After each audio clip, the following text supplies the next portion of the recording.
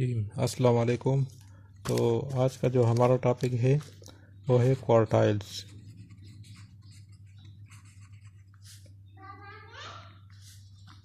ये for ungroup data के लिए होगा।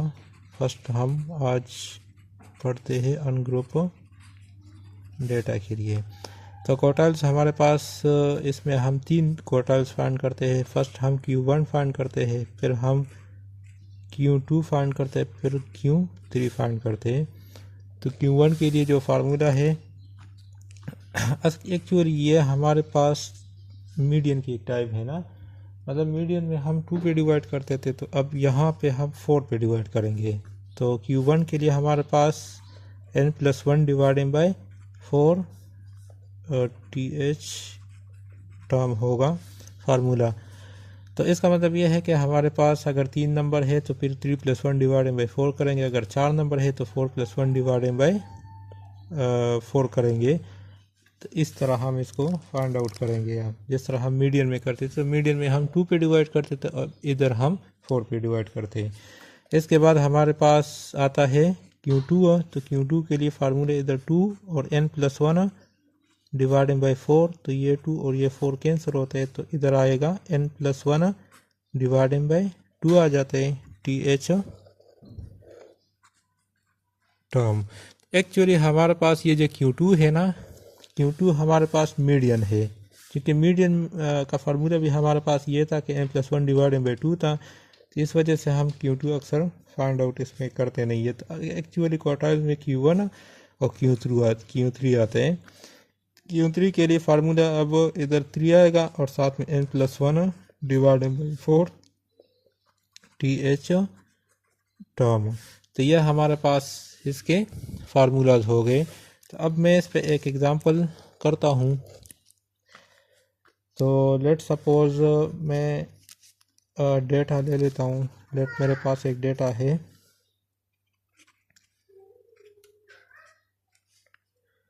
6 2 3 7 9 8 0। ये मेरे पास एक डेटा है, मैंने खुद से एक डेटा ले लिया है। तो जिस तरह हम मीडियम में करते थे कि हम डेटा को स्मॉलेस्ट टू लार्जेस्ट फॉर्म में अरेंज करते थे, तो इसी तरह इसमें भी हम स्मॉलेस्ट टू लार्जेस्ट फॉर्म में इस डेटा को अरेंज करेंगे। तो मैं फर्स्ट ऑफ ऑल डेटा को अरेंज करता हूँ। अरेंज डेटा स्मॉलेस्ट टू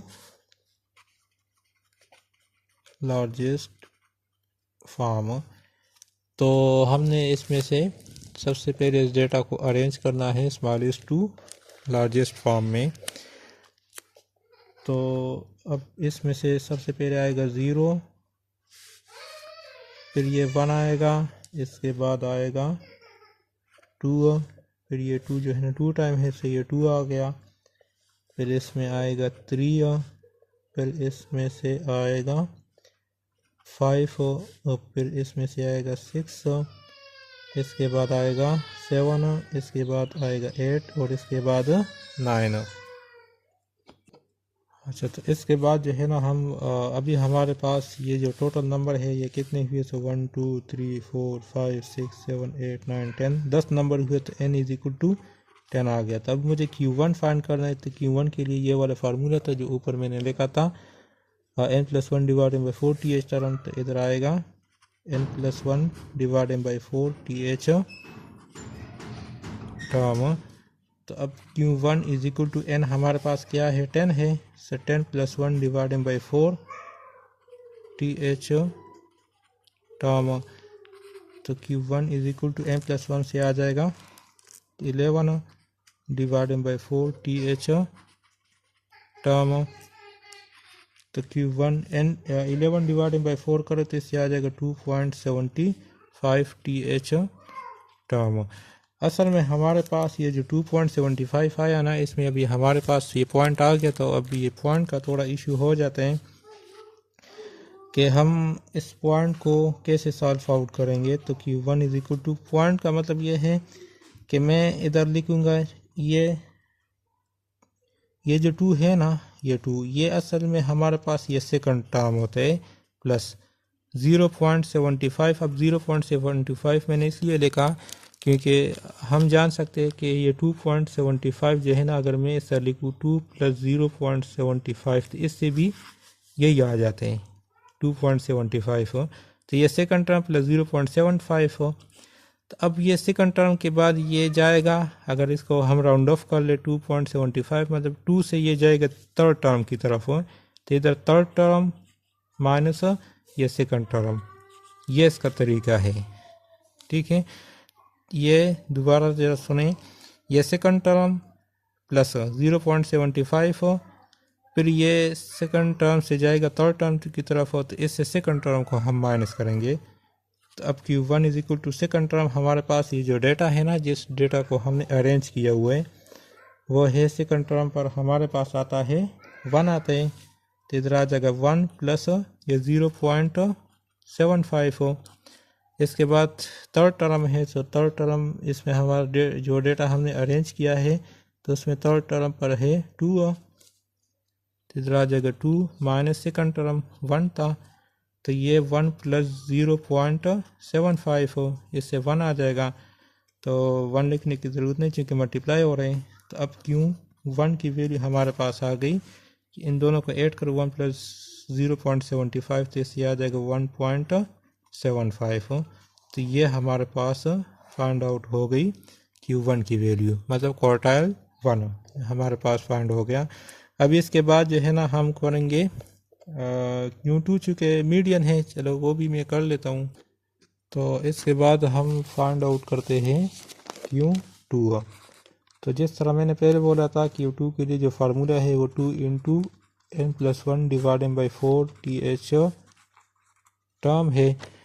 तो ये 2 और ये 4 कैंसिल करो तो इधर आ जाएगा n+1 divided by 2 TH term. ये एक्चुअली हमारे पास बन गया मीडियन।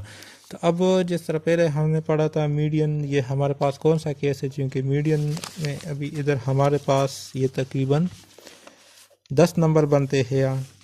तो ये हमारे पास इवन केस बनते हैं। तो इवन केस में हम क्या करते थे कि हमारे पास ये डेटा होता था 1 2 3 4, 4 नंबर को मैं इस साइड से छोड़ दूंगा और 4 नंबर को इस साइड से छोड़ दूंगा। तो ये जो 5th और 6th टर्म है इन दोनों को मैं ऐड करूंगा और 2 पे डिवाइड करूंगा, तो इससे मेरे पास मीडियन फाइंड आउट हो जाएगा। ठीक है, तो मतलब यह है कि first second third fourth 5th और 6th टर्म को मैं ऐड करूंगा इन दोनों को और 2 पे डिवाइड करूंगा। तो मैं इधर लिखता हूँ ये Q2 एक्चुअली हमारे पास मीडियन होता है, तो मैं इधर साथ में मीडियन भी लिख लेता हूँ। तो इसमें हमारे पास ये जो डेटा था 5th term plus 6th term dividing by 2। तो 5th टर्म पर देखो हमारे पास जो 5th टर्म था, 5th टर्म पे हमारे पास 3 आते हैं और 6th टर्म पे 5 आते हैं। तो 3 + 5 डिवाइडिंग बाय 2 इधर मैं करूँगा।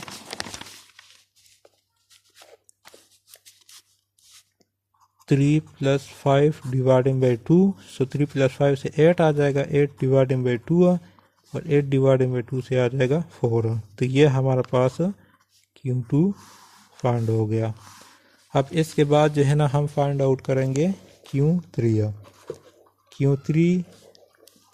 Q3 के लिए जो फार्मूला है वो 3 × n+1 divided by 4 TH term है। सो 3 और n हमारे पास 10 था, सो 10 + 1 डिवाइडेड बाई 4 TH टर्म। सो 3 आ जाएगा, 10 + 1 से 11 डिवाइडेड बाई 4 TH टर्म। तो अब अगर हम इसको करें आगे मज़ीद, सो 3 11 33 डिवाइडेड बाई 4 TH टर्म। सो अब 33 को अगर हम डिवाइड करें उस पे ना 3 पे हम 4 पे इसको डिवाइड करें तो इससे आ जाएगा 8.25। तो अब जिस तरह पहले मैंने किया हुआ था कि हमारे पास फिर अब पॉइंट आ गया तो ये 8 आएगा, मतलब 8 TH टर्म प्लस इसकी जगह 0.25 लिख लूँगा, क्योंकि अब ये 8 से जा रहा है 9 की तरफ से, इस वजह से ये 9 टर्म माइनस 8 टर्म। तो अभी 8 टर्म हमारे पास जो डेटा गिवन था, इसमें हमने चेक करना है कि 8 टर्म पे कौन सा नंबर आते हैं। अब हमने वही लिखना है, 8 नंबर टर्म हमने चेक करना है। ये first, second, third, fourth, fifth, six, 7, 8 number पे आता है 7। अभी इधर आ जाएगा 8 नंबर पे आता है 7 प्लस 0.25। इसके बाद है 9 टर्म, तो 9 नंबर पे आता है इस डेटा में 8 है, ये वाला है ना 9 नंबर टर्म 8। तो इधर आ जाएगा 8 माइनस 7 टर्म हमारे पास 7 टर्म हमारे पास 8 टर्म हमारे पास 7 ही था। तो अब ये से 7 प्लस 0.25 हो, 8 माइनस 7 से आ जाएगा 1, तो ये आ जाएगा 7 प्लस 0.25 हो। इन दोनों को ऐड करूँ तो Q3 हमारे पास आ जाएगा, इन दोनों को ऐड करो तो ये आ जाएगा 7.25। तो ये हमारे पास फाइंड हो गया Q3।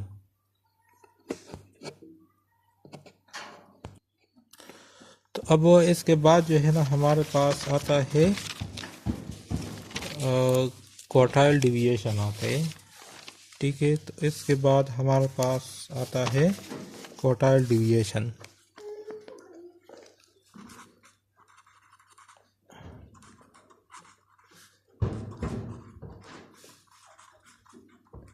क्वार्टाइल डिविएशन जिसको हम QD से रिप्रेजेंट करते हैं, तो इसका जो फार्मूला है वो है Q3 minus Q1 divided by 2। तो एक्चुअली इस तरह होता है ना कि कभी कभी क्वेश्चन आ जाते हैं कि वो कहते हैं कि वो ये नहीं कहते हैं कि कभी कभी कि Q1 फाइंड करो, Q2 फाइंड करो, Q3 फाइंड करो, बस जस्ट वो क्वेश्चन में यही कह देते हैं, पूछ लेते हैं कि आप क्वार्टाइल डिविएशन फाइंड करो। तो फिर क्वार्टाइल डिविएशन के लिए ये फार्मूला जब आप लिखेंगे तो यहाँ पे मुझे रिक्वायर्ड है, फिर Q3 भी रिक्वायर्ड है, Q1 भी रिक्वायर्ड है। जब ये दोनों माइनस कर लो और 2 पे डिवाइड करो तो फिर हमारे पास ये क्वार्टाइल डिविएशन फाइंड हो जाते हैं। तो इस वजह से अभी चूँकि मैंने Q3 भी फाइंड कर लिया, Q3 मेरे पास ये आया था 7.25 हो, तो अब इधर मैं लिख लूँगा 7.25 माइनस Q1 जो मैंने फाइंड आउट किया था, ये वाला, ये 1.75 हो, माइनस ये 1.75 डिवाइडेड बाय 2 हो। अब जब इन दोनों को माइनस करो तो इन दोनों के माइनस से आ जाएगा 5.5 हो डिवाइडेड बाय 2 हो। तो 5.5 को जब हम 2 पे डिवाइड करेंगे तो इससे आ जाएगा 2.75 हो, 2.75 हो। तो ये हमारे पास क्वार्टाइल डिविएशन फाइंड आउट हो गया। तो ये इसका सॉल्यूशन आ गया।